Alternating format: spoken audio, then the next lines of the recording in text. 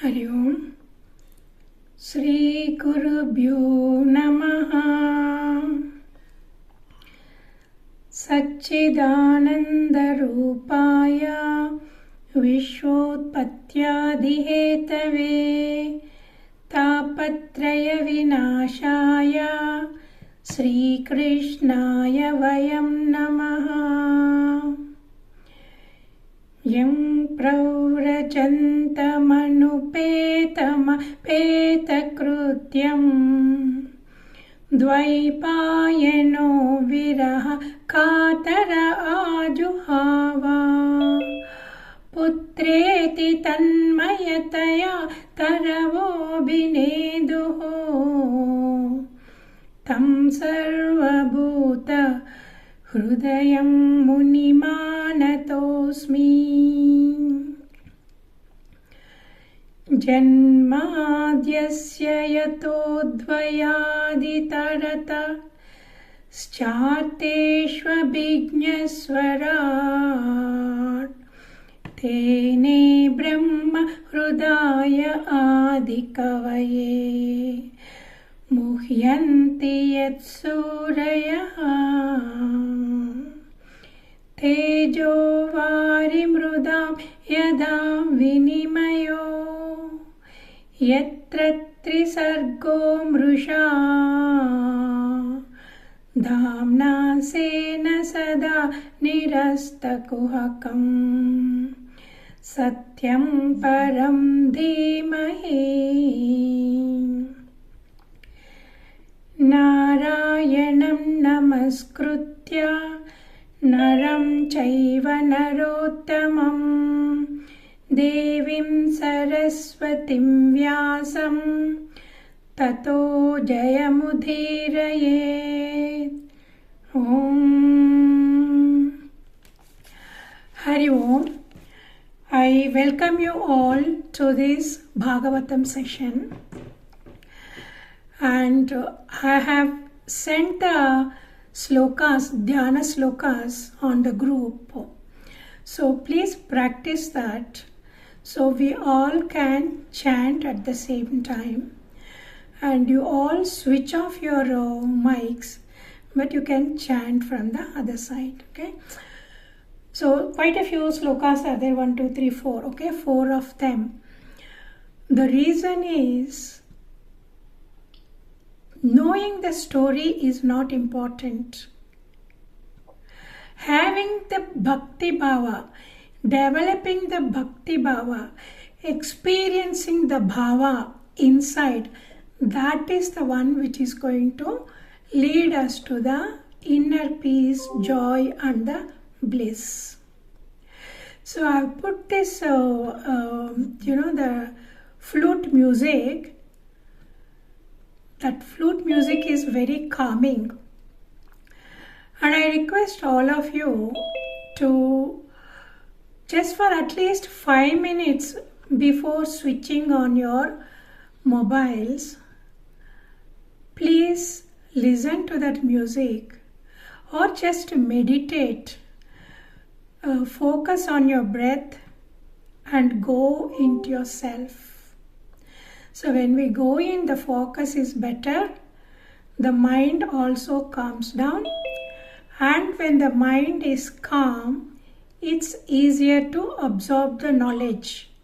And when we absorb the knowledge, connection with Bhagavan becomes easier. So you please do that. And I also have one more request. Please please bring a notebook and take few points down. So it helps in 2 ways.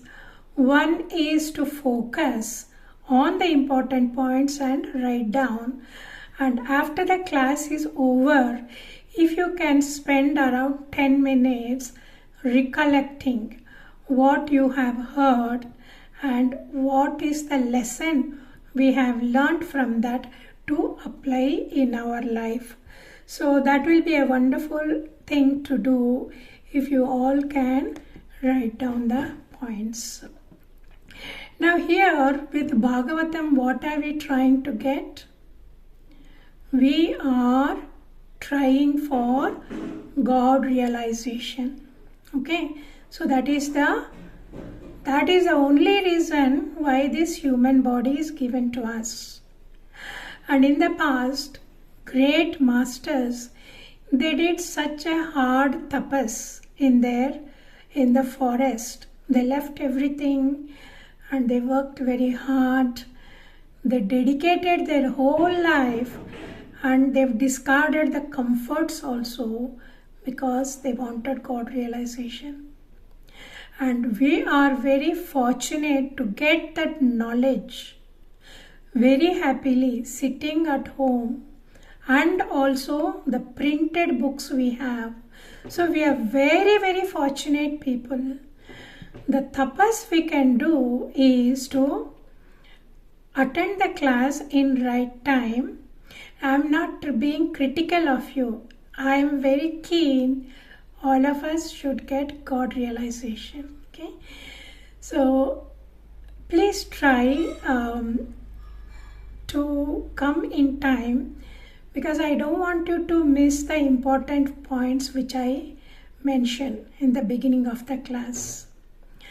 And also meditate for 5 minutes before the switching on to the Zoom, and after the class also for 10 minutes you please do that.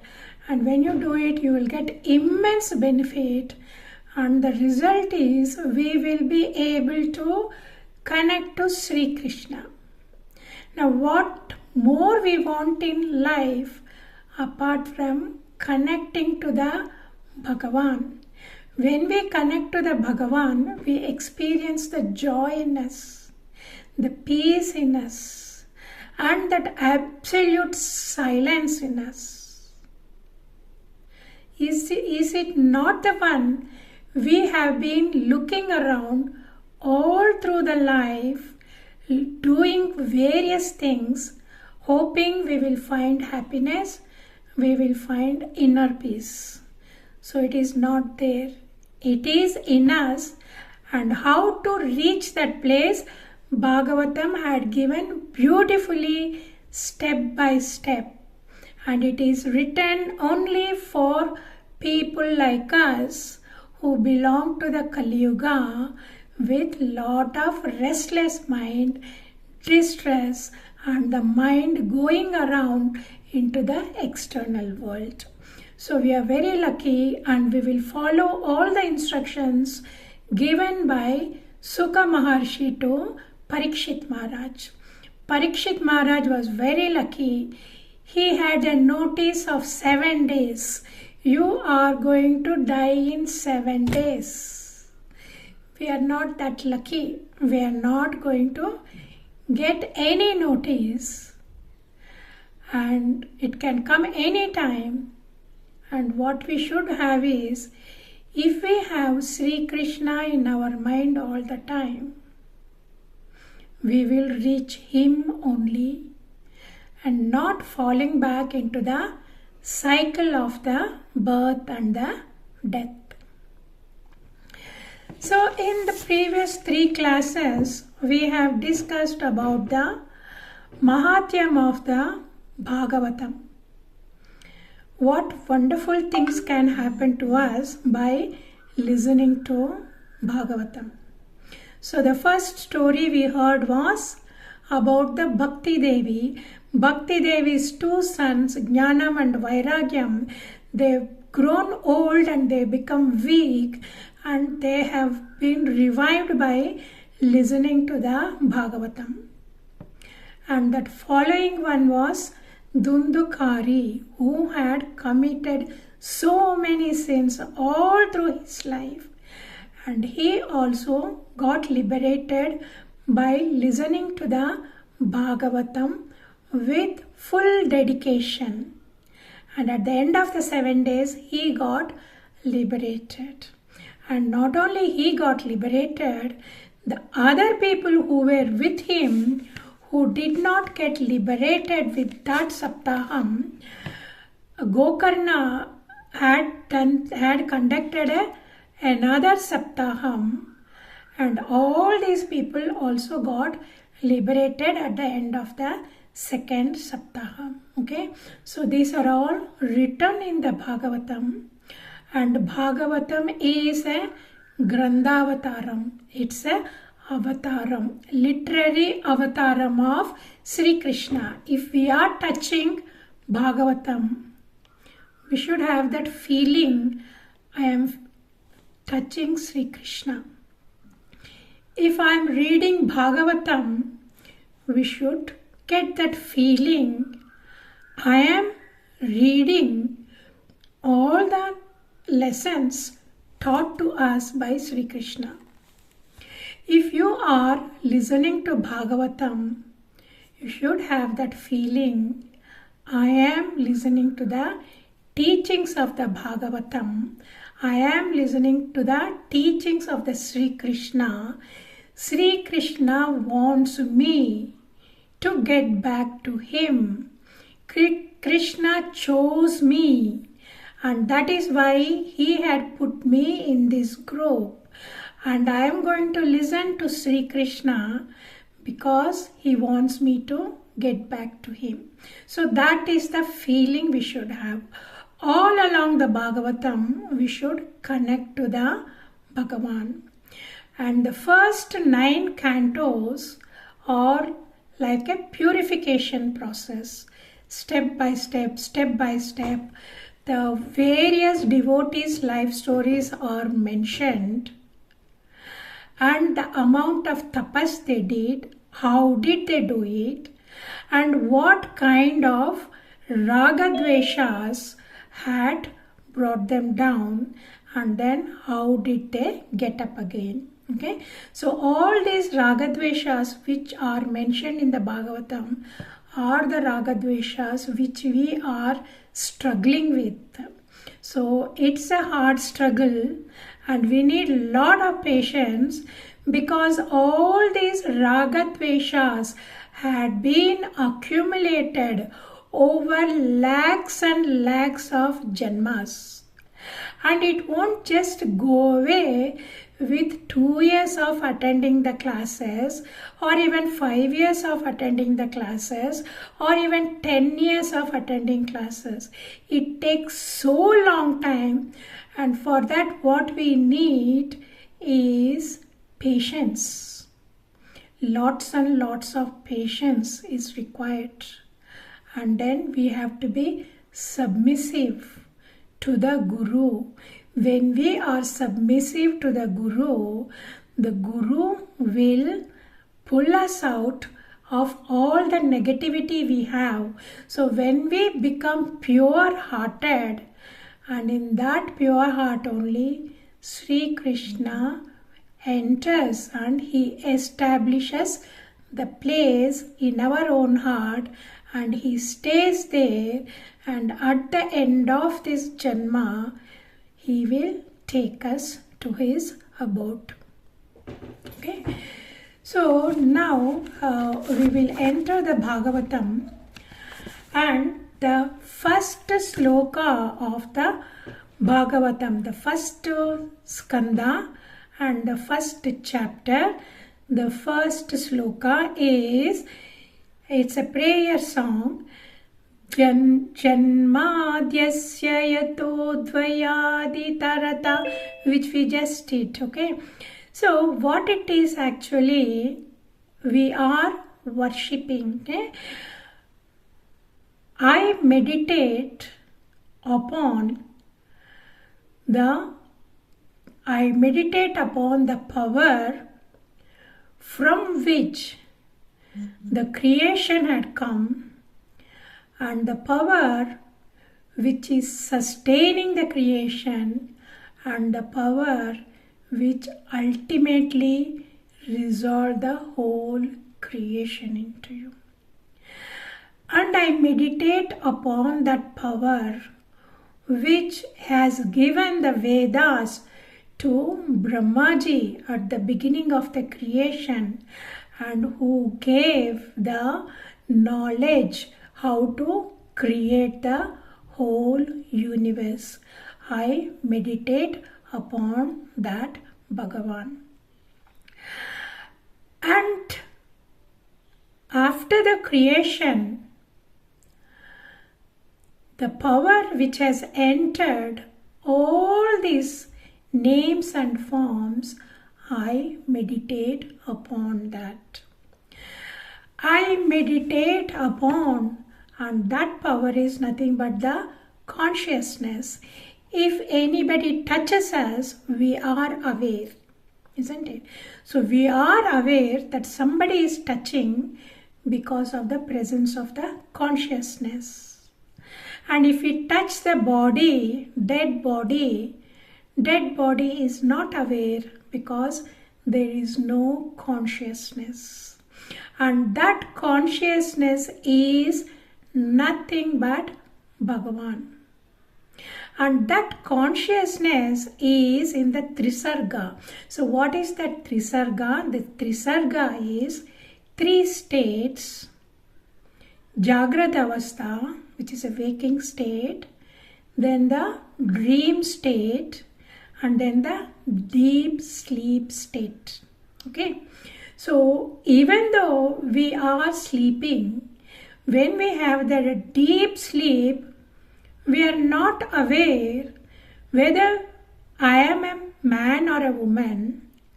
I am not aware whether I have children or not. I am not aware which bed I am sleeping in. I am not aware which area I am in. Isn't it?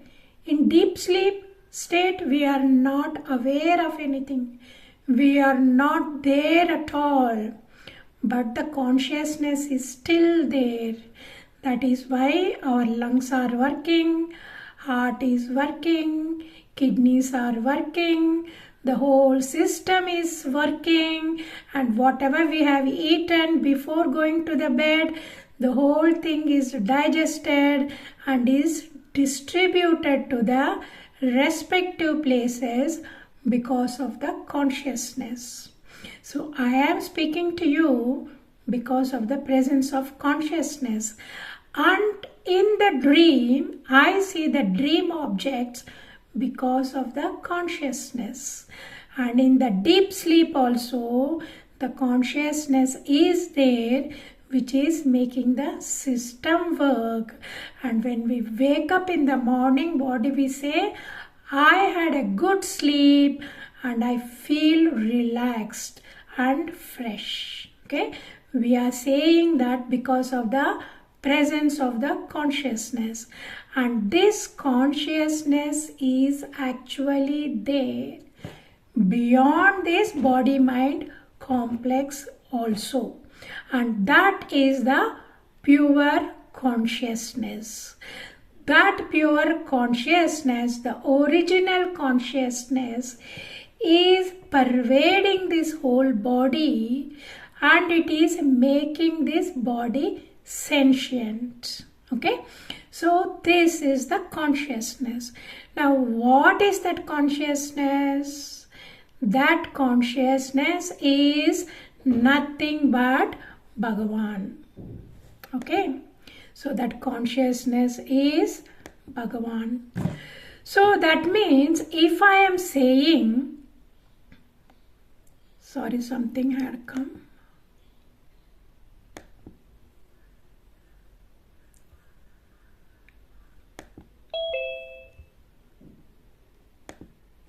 Okay, so this consciousness is because of the presence of Bhagavan. So the consciousness is Bhagavan. Okay, I am talking to you because of the presence of Bhagavan. So we can do the prayer saying, "Oh Bhagavan, my existence, my life is because of you. I am able to experience this world because of your blessings. I am able to experience both good and bad in this world through this body because of your blessing. You are my life. Now, is it not true? Bhagavan is my life. It's a beautiful prayer and feeling.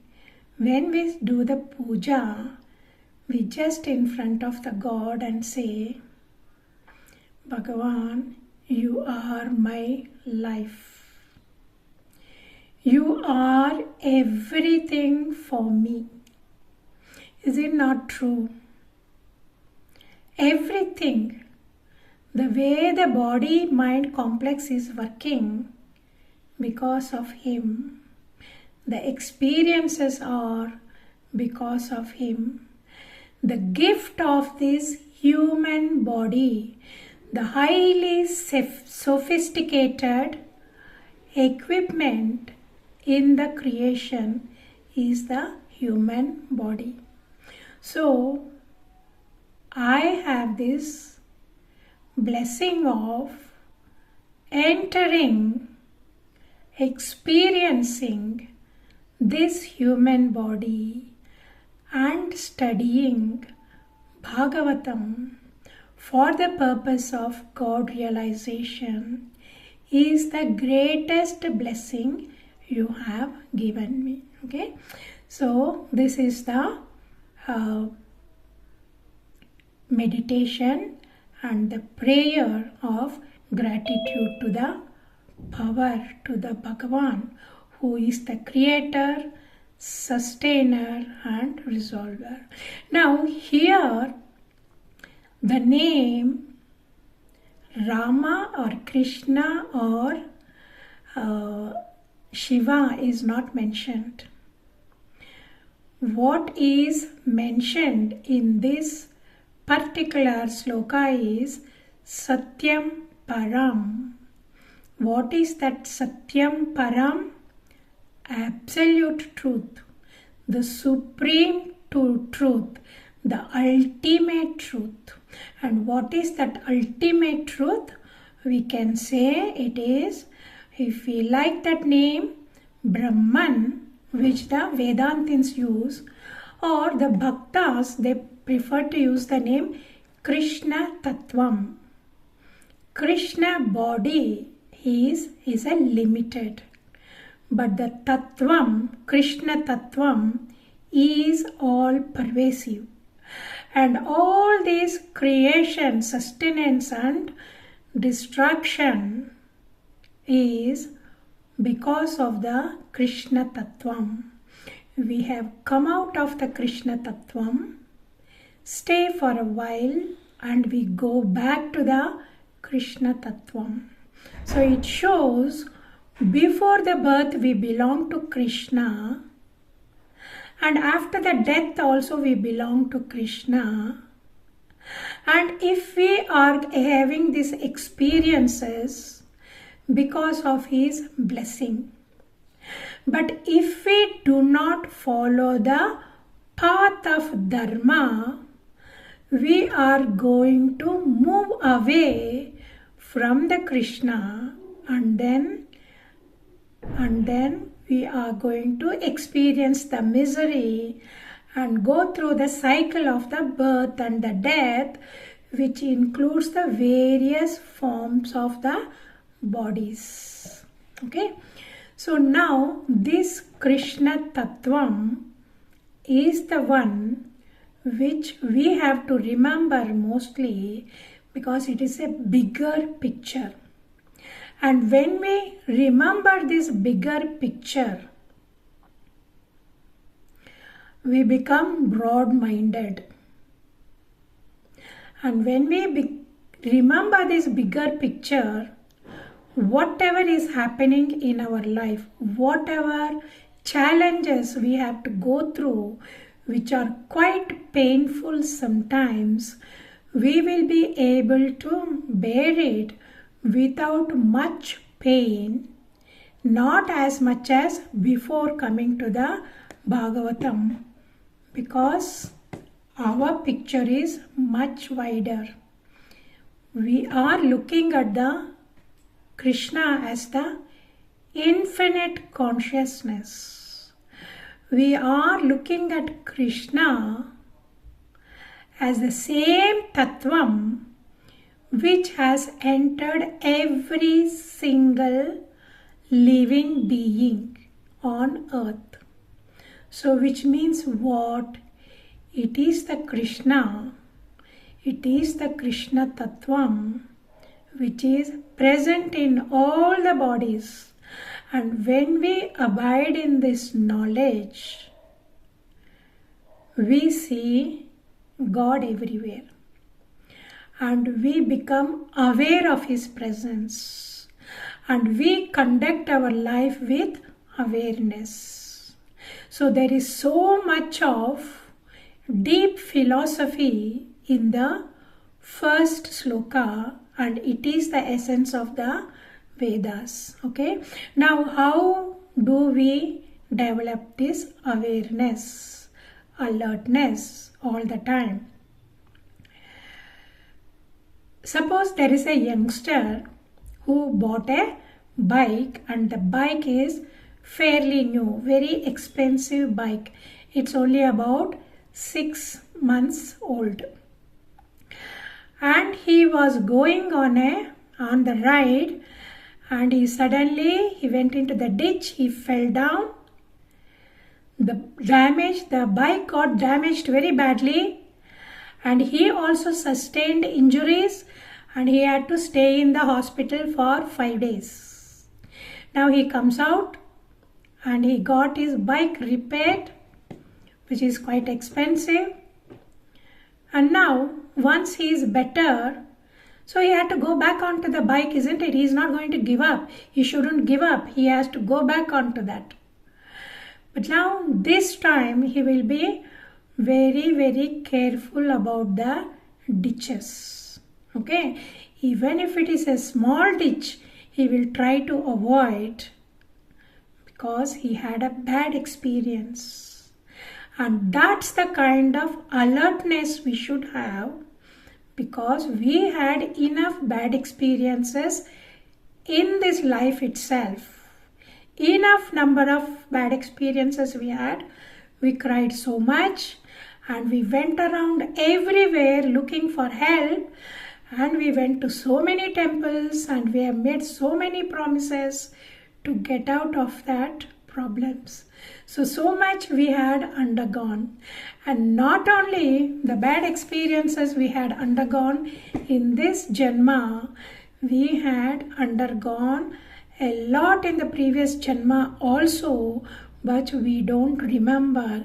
And that's one of the reasons why the fear is very common among the children. Okay, so in these bodies of the animal body, bird body, worm body, they have intense fear. The fear of being eaten up by another being, or being beaten up by the human beings. All this fear we have accumulated in various janmas, and that is why the children have a lot of fear, and why children, adults also, they have a lot of fear. It takes long time to get over the fear. In fact, the fear level comes down when we enter the spiritual path. Okay? So now this Bhagavatam had been given to us by Bhagavan, Sukha Maharshi. Okay? So, what are the qualities of the Bhagavan? What do we get by listening to Bhagavan, to the Bhagavatam? Okay? One thing we are not going to get from Bhagavatam is, we are not going to get any material desires fulfilled.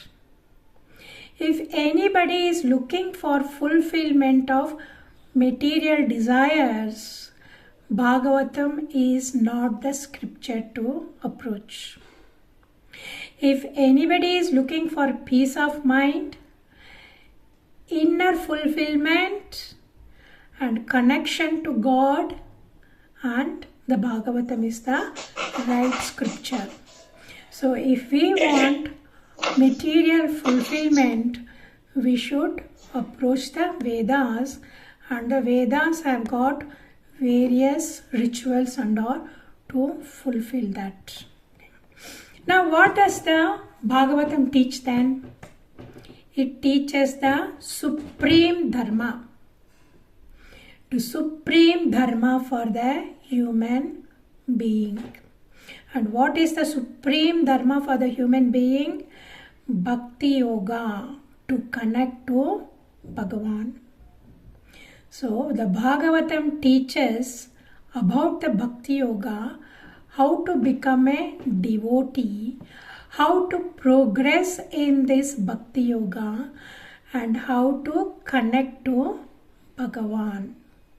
So that is what this Bhagavatam teaches.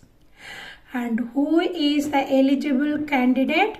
The eligible candidate is the one who has a pure heart. So what does it mean, pure heart? Pure heart means he doesn't have any more desires for the material success. He doesn't want any material enjoyment. He wants only God. He wants only inner peace. He wants only bliss. And those are the people who will get benefited from the Bhagavatam. So that's why it's very important to have the... See, only, when we are doing a festival, what do? We clean up the whole house, and then we clean up the whole puja room, and then we wash all the vigrahas and clean the photos. Okay, we clean it up because we are inviting that particular deity on that day. Okay, so like that we have to clean up our hearts. If we want Sri Krishna to come and stay in our heart, we have to clean up our heart. The cleaning of what is it we are holding in our heart, what is the dirt we are having in our heart. The dirt we are having in our heart is the ragas and the dveshas. I want my situation to be in such and such a way. I don't want my situation to be such and such a way. I don't want so and so in my life. I want such and such a thing in my life. So that is the raga and the dvesha. So you got to drop everything, and then what does the Bhagavatam makes us? It gives the inner strength for us. And what does the inner strength do to us? See, whatever the situation we are in, it is going to be the same. Whatever karma we are going to go through, whatever is written, we are going to go through. But in what way the Bhagavatam is going to help us?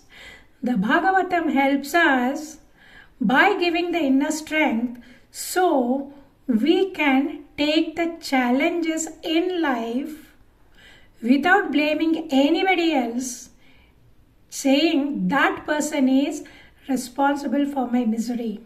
Nobody is responsible for the misery we go through. The misery we are going through is because it is the Ishvara's order.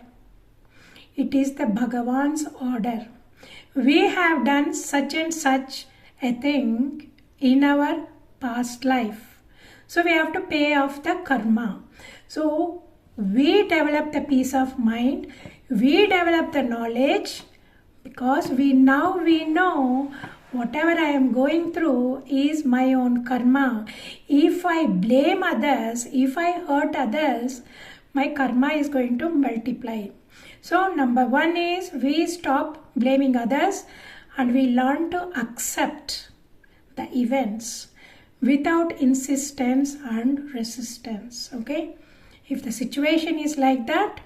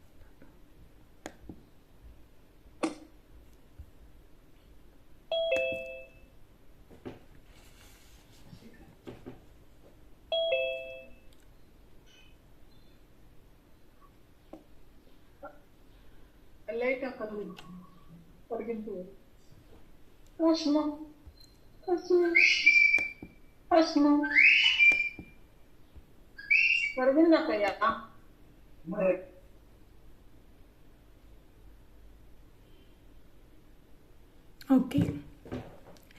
So, we learn to accept whatever event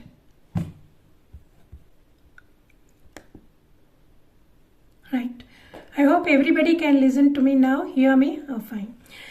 So we learn to accept the events as they come without insistence and resistance.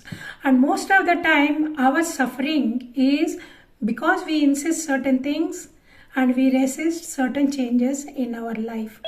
And so with the Bhagavatam we mature. How we mature? Because nobody can change our prarabdha. That prarabdha we have to go through. Instead of unnecessarily crying and blaming and feeling upset about it, if we accept it, we will come up with ideas of how to get over this challenge. So we will learn a lot of knowledge also. So we learn the knowledge, we learn the techniques, we learn the lessons, and we progress in life. So that is the advantage of listening to the Bhagavatam. And the other thing we learn is to see all the miseries as the mercy of the Lord Krishna. So when we see everything as the mercy of the Lord Krishna, what do we feel? We feel Krishna is helping me to go through this problem and erase my karma. And God wants me to learn a lesson from this, so I will progress faster. And He is there with me. He is only taking care of everything. So this is how we learn to accept the things as they are and don't waste our time on anything. Just keep progressing, and that gives the mental maturity. Okay. So all along the life we have been dependent on the people around us and events around us. From now on, we depend on the Sri Krishna only. How do we depend only on Sri Krishna? Because everything is written here. Everything is told here. Step by step. How to progress. So ultimately we experience the Bhagavan in our heart. And that is the goal of the Bhagavatam. So when you have reached that stage, we don't depend on the external world. We depend on the Bhagavan. So total dependence. And who wrote this Bhagavatam? It's written by Vyasa Maharshi. And Vyasa Maharshi's son Sukadev Maharshi had narrated this to Parikshit Maharaj. Okay? So Vyasa Maharshi is actually literary incarnation of Mahavishnu. So that is why Vyasaya Vishnu Rupaya Vyasa Rupaya Vishnave in Vishnu Sahasranama. So this is the literary incarnation. And when Sukha Maharshi narrated this to Parikshit Maharaj, who had the warning that he is going to die in 7 days, this conversation actually took place by the side of the Ganga, somewhere near Haridwar. And all the beings, all the rishis, the sages, they have gathered there, including the devatas. And among the sages, Sukha Maharshi's father Vyasa Maharshi was there, and Vyasa Maharshi's spiritual teacher Narada Maharshi also sat. So both of them, two exalted souls, were among the audience when Sukha Maharshi narrated it. And the beautiful narration of Sukha Maharshi was such at a high level because he was already a liberated soul in the mother's womb itself. So his level was so high, and the way he narrated it, he simplified it in such a way so anybody in Kali Yuga can listen to it and benefited from that. Okay. And now after listening, and there was a rishi called Suta Maharshi. Okay. This Suta Maharshi was a son of Romaharsha Maharshi. And the Romaharsha Maharshi was a direct disciple of Vyasa Maharshi. And Vyasa Maharshi, when he divided all the Vedas and the Puranas, he gave the in charge of Puranas to Romaharsha Maharshi. And this Romaharsha Maharshi, accidentally he died when he was still young. So at that time, this whole of the knowledge which was given to Romaharsha Maharshi by Vyasa Maharshi was transferred to Suta Maharshi. So now the Suta Maharshi is the one who has narrated all the Puranas to all the rishis. Whereas Sukha Maharshi took the avatara, Bhagavan took the avatara in the form of Sukha Maharshi only to narrate Bhagavatam, that's all. He did the narration of only Bhagavatam, nothing else. Whereas the Suta Maharshi has narrated all the Puranas to everyone. So this Suta Maharshi was among the audience who listened to, who was there when Sukha Maharshi gave this discourse. He gave the Saptaham. So this Suta Maharshi, after listening, he went around, so he traveled to spread the knowledge of the Bhagavatam.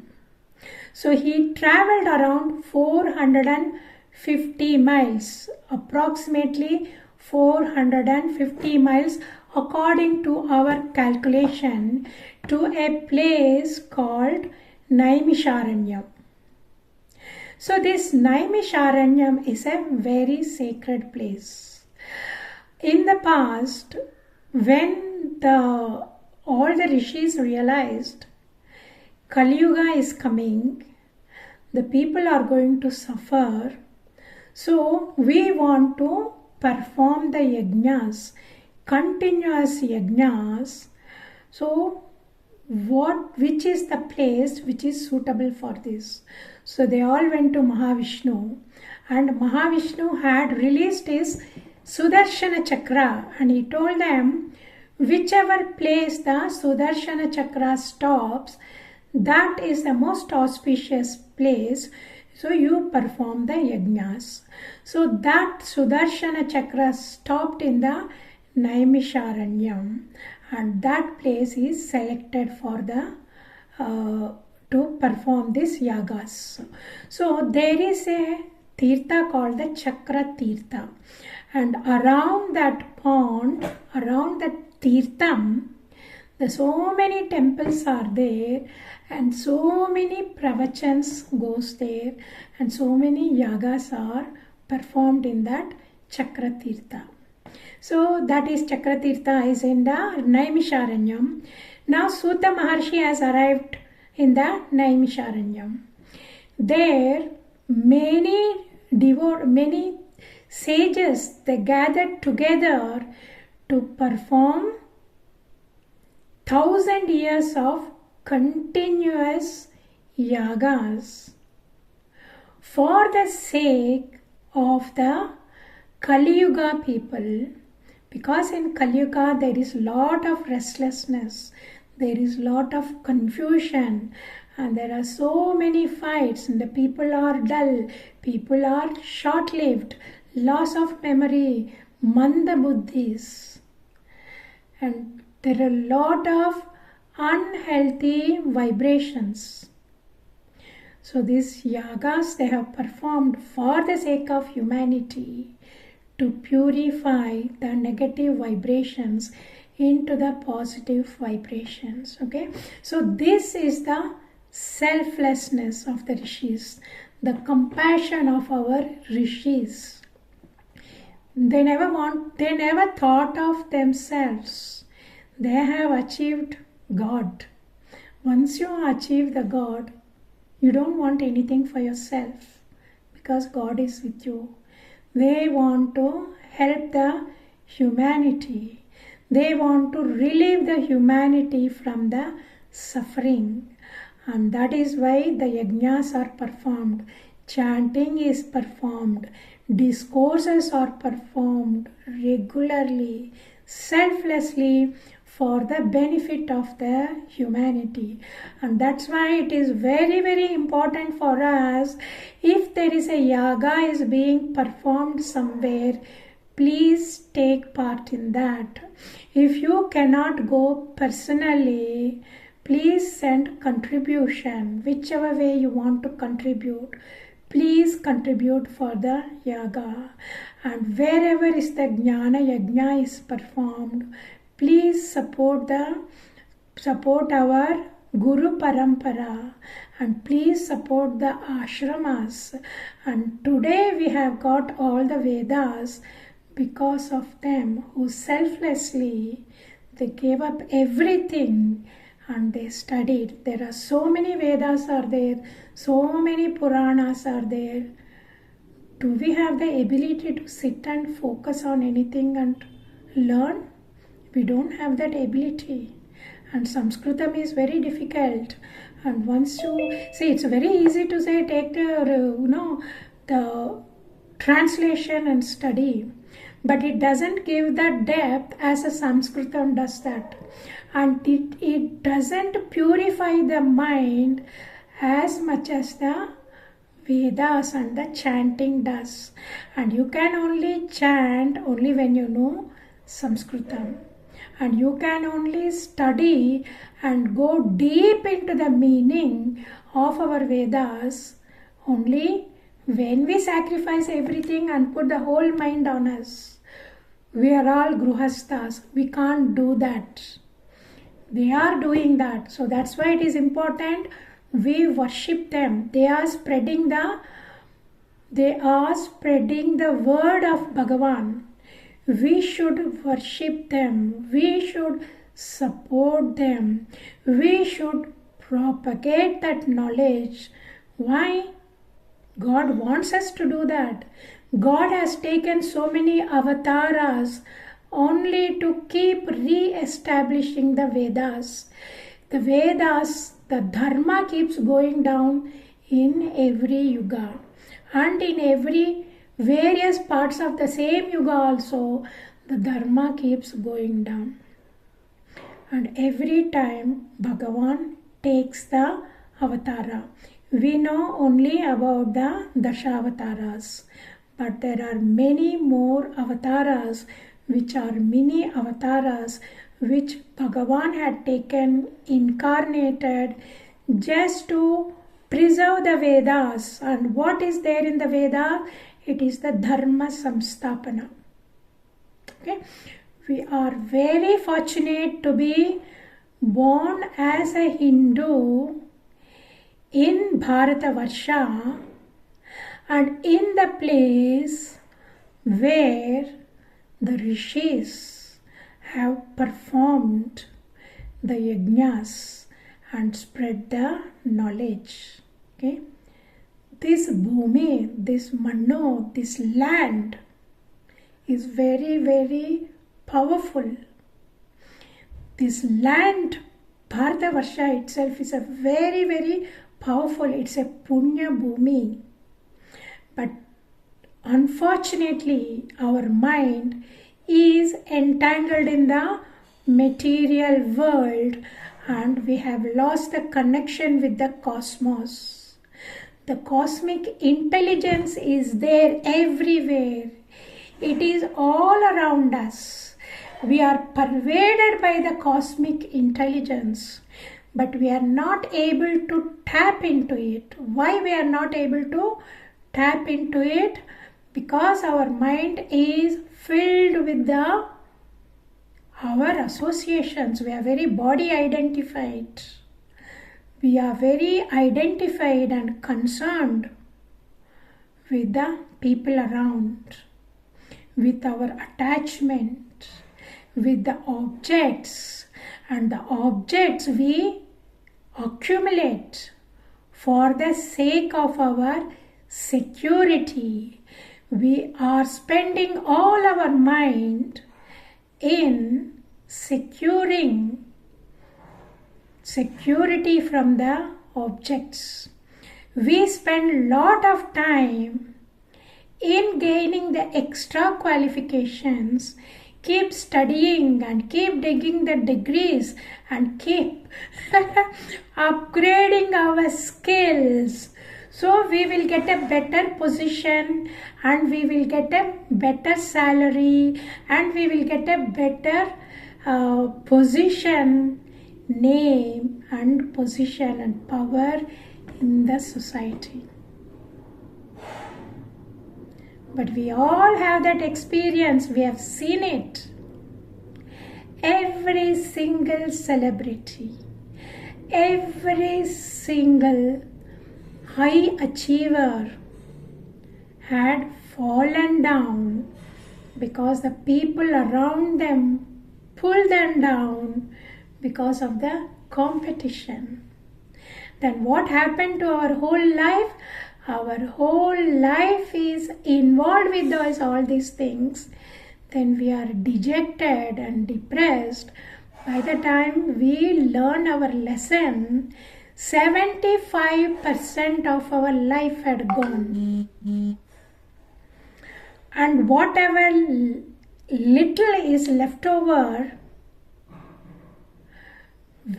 because of this wear and tear of the stresses and strains, we have collected many disorders, diseases in the body, which makes us uncomfortable. We can't sit for a long time. We will have a breathing problem. We cannot focus. We got to keep running around the hospitals. All these things happen. So we shouldn't leave anything till the last minute. The first thing, even the youngsters should learn to connect to the Bhagavan and take the connection with the Bhagavan is the ultimate security. Connection with the Bhagavan is the one which is going to come with us after our death. Connection is the Bhagavan which is